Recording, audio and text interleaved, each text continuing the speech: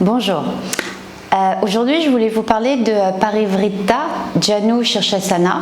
C'est une posture au sol qui présente une flexion latérale, mais aussi ce qu'on a tendance à oublier, une rotation du torse.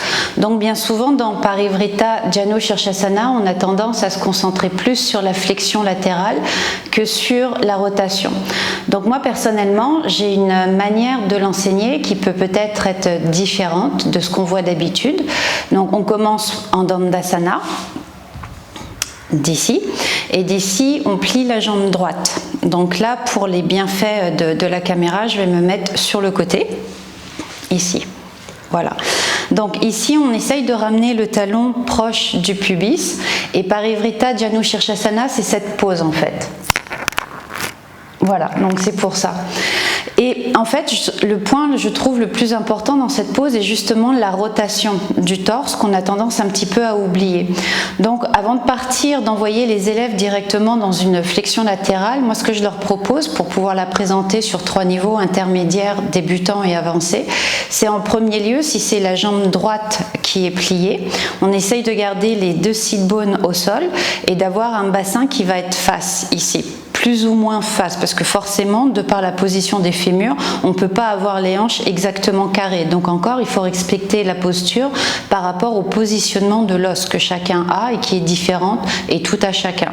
Donc quand c'est la jambe droite qui est pliée, je demande aux élèves avec la main gauche d'attraper le genou droit et d'abord de procéder à une torsion, à une rotation ici, pour avoir le torse qui twist, qui tourne face au mur opposé. Donc d'ici, je les laisse ici, comme ça. Et s'ils sont débutants, je leur demande juste de découvrir cette rotation ici. Ensuite, une fois qu'ils sont corrects ici, ce que je leur demande, c'est de ramener la main droite à l'intérieur, pardon, la plante, de la jambe gauche, pour faciliter une plus grande rotation et surtout pour permettre l'ouverture de l'épaule droite. Donc ensuite, une fois ici, je leur demande d'allonger légèrement sur le côté et avec la main gauche, de venir attraper ce qu'ils peuvent, ou les orteils, ou le pied vers l'extérieur, ce qui demande quand même une bonne flexion latérale, ou alors tout simplement la cheville. Ce que je veux, c'est qu'ils gardent cette rotation.